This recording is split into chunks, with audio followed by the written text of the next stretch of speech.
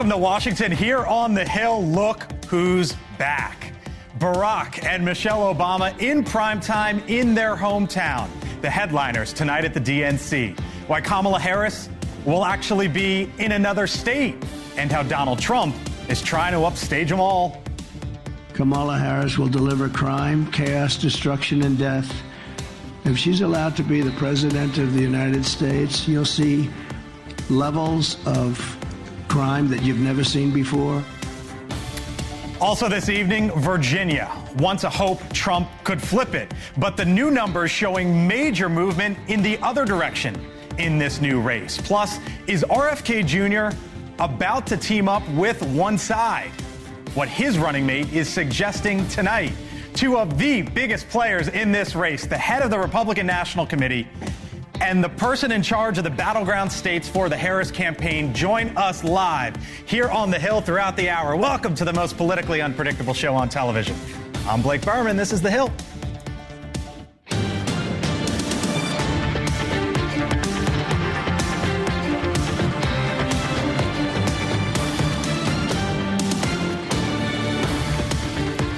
"77 days until November 5th in what has been among the most unusual campaigns that we have ever seen. And tonight, the unusual continues.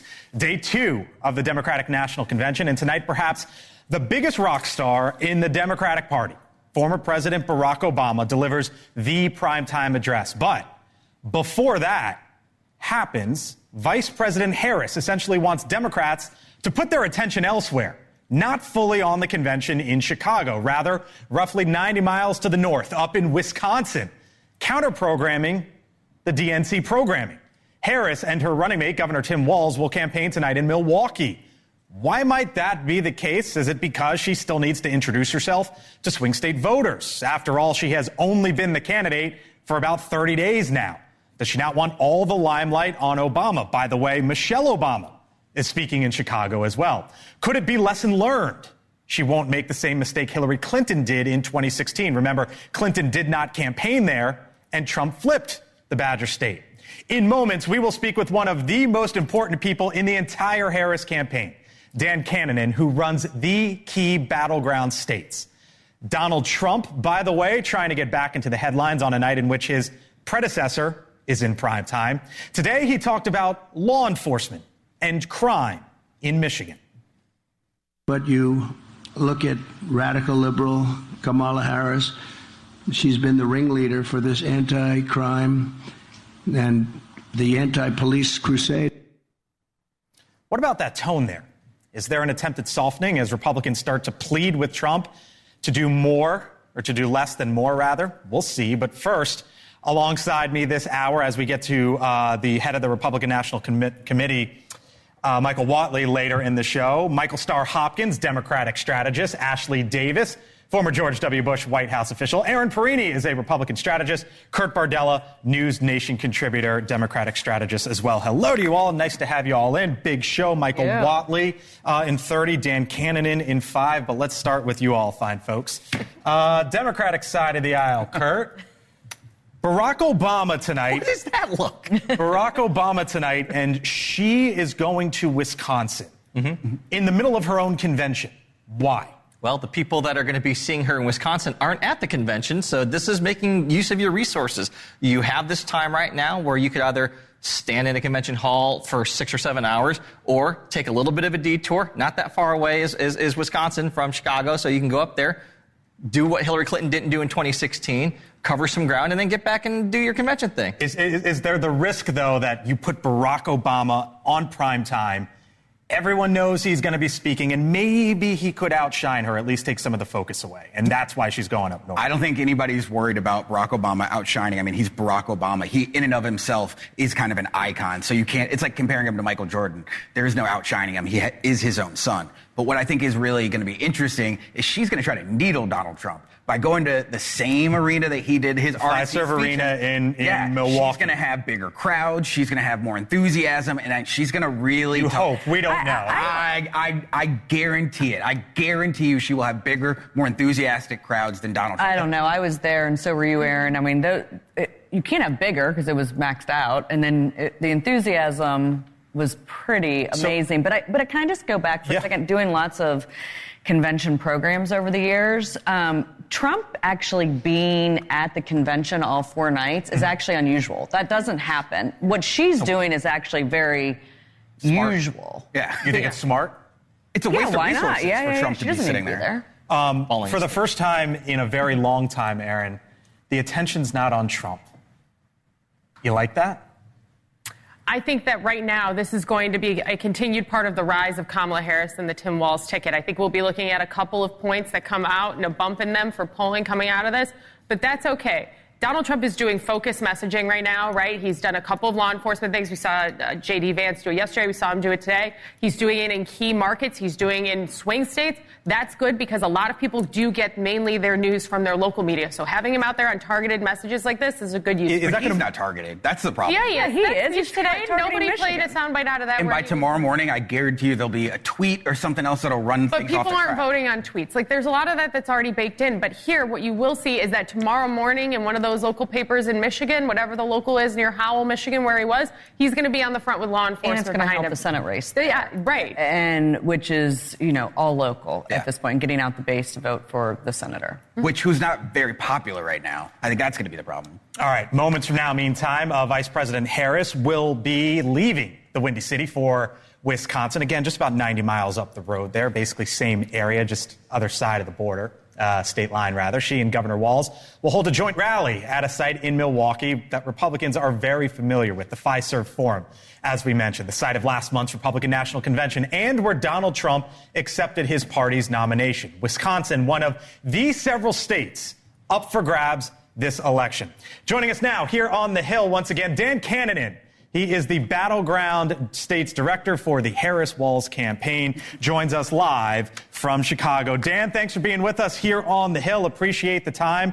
She's at the convention, heading to Wisconsin, and then heading back to the convention. What's the reason for her heading up there tonight and sort of not staying there within the confines of the DNC?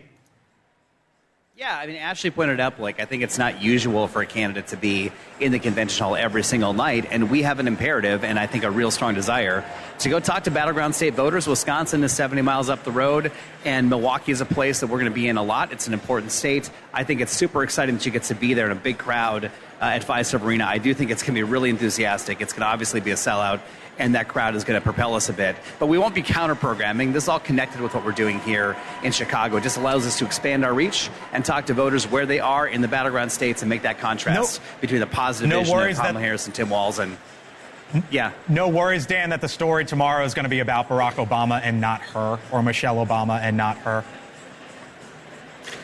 Blake, I think this party has so many incredible messengers and validators for what this ticket should be all about. It's a wonderful thing that we have this great unity here in this hall between, Hillary Clinton and between Barack Obama and Michelle Obama and some of the other speakers, Raphael Warnock. I think we are really happy to have such allies on this campaign, including the former president, who is a great endorser of the vice president. It will be, I think, really important for us in the campaign trail going forward. All right, so that's Wisconsin tonight. Let me talk to you as the Battleground States Director about Pennsylvania, perhaps the biggest state of them all. If Harris wins it or Trump wins it, that's maybe where this election goes. As you know, Dan, fracking is a huge issue in some parts of that state. Kamala Harris once sued Barack Obama. Harris sued Obama to stop fracking off the coast in California, and she has since done a total 180, completely flipped her position, and now basically says, I'm a friend of fracking, paraphrasing, or at least that's part of the message. Here are the numbers in Pennsylvania. It is only Trump plus 7, Dan, on that issue, essentially 49-42, rounded 50-43, whatever. It's plus 7. And that shows you, Dan, that Democrats in Pennsylvania are standing by her. At the Democratic Party right now, does it even matter what the issues are if she can just totally flip on fracking and Democrats in that state say, yeah, we're with you? Well, Blake, I think issues do matter, but I want to point out that in Pennsylvania and in all the other battleground states, our campaign is in building infrastructure there from the beginning that talks to voters. So I get qualitative and quantitative reports every single night, in addition to kind of tracking polling and benchmark polling. But we talk to real people in neighborhoods about what they care about, what they want to talk about, what they want to see in their elected leaders. And it's the stuff you might expect. They all care about lowering costs. That's a thing that they come up all the time. And I think the fact that Kamala Harris came out right away and said on day one, we're going to take on price gouging, we're going to take on rent hikes. They know that she's with them on that. They care about Project 2025. That comes up a ton, especially in black neighborhoods. So they don't like this blueprint for destroying the federal government. We know those issues do matter, and we have a campaign designed to talk to them on those terms. Reproductive rights, another one that comes up consistently over and over and over again. I think we do have to have a campaign on the issues, and we do have one. So if you get the numbers overnight, give them to me, Dan, if you can. What are you up in Pennsylvania? Well, I don't care about head-to-head polls, Blake, and never have. I think that we weren't. It wasn't an issue for me before. It's not an issue now. We know there are going to be close races everywhere. The point is, we know what people are caring about because they're telling us at the doors what matters to them, and we're responding to them with issues that they know matter. Let me move you to another state, because you were involved in a story in the state of Florida earlier this year. The campaign advisor for the campaign head for Joe Biden came out and said Florida is not in play. And then there was a little bit, as we call, Dan, cleanup on aisle 46 that involved you, in which you came out and you said, no, Florida is in play. Right now, do you believe Florida is in play? And if so, how? Because there are 1 million more registered Republicans, Dan, in that state than there are Democrats.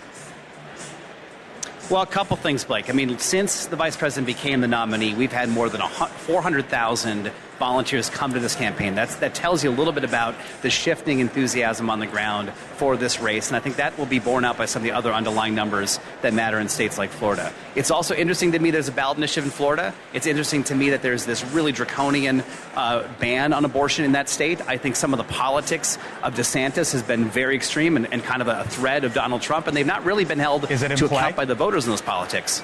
For all those reasons, I think it's super, super interesting, and we'll keep testing it there with our teams on the ground. But I don't hear you say in play. I hear you say interesting, but not necessarily in play. Look, I don't want to pin it down to a binary thing. I will tell you that we have staff there. We have more than a dozen offices there, and we're competing hard in that state. Let me leave you with this, Dan. It was very clear that when this was a Trump versus Biden race a month ago, 2 months ago, that Donald Trump was winning. I think any objective observer could agree with that comment. Now it's a completely different race, and it is Trump versus Harris. And as you see it tonight, Dan, do you believe that Kamala Harris is winning this race?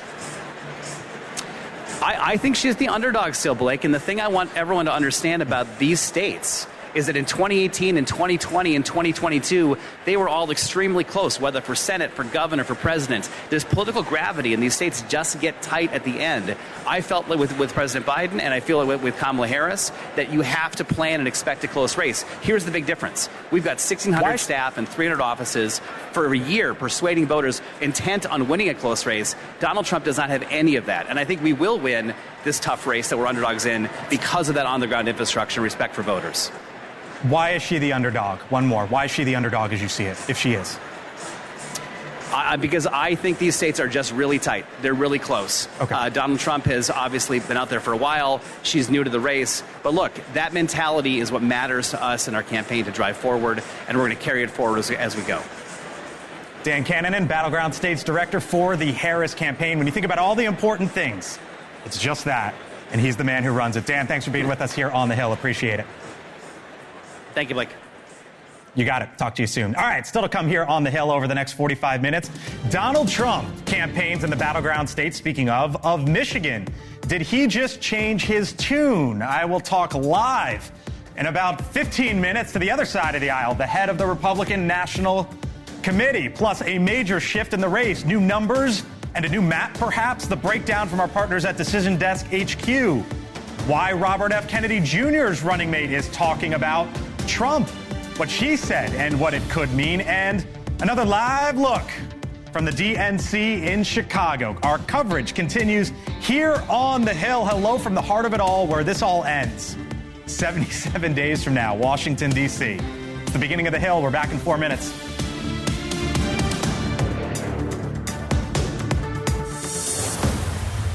All right, welcome back here to the Hill. So 77 days away from election night, and new Decision Desk HQ polling shows that Kamala Harris is gaining some pretty big ground on Donald Trump.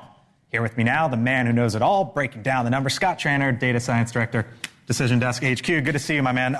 So let's go through some of the numbers, and let's start with this. This is just general election polling. When you look all across the country, you can see sort of two different races here, right? Trump up 2 last month, but today she's up 3. What's your takeaway? I mean, it's a 3-point movement, but for someone who looks at this every day, that is a big movement, and that is why we have that vibe shift, right? Like a month ago, we were thinking Donald Trump was going to walk away with this. Now we're not so certain, and that's what that 3-point shift does. All right, let's get into the states here, because that's where that's what matters. All right, so Pennsylvania, when you look at Trump-Harris head-to-head, she's up +1. When you throw RFK Jr. into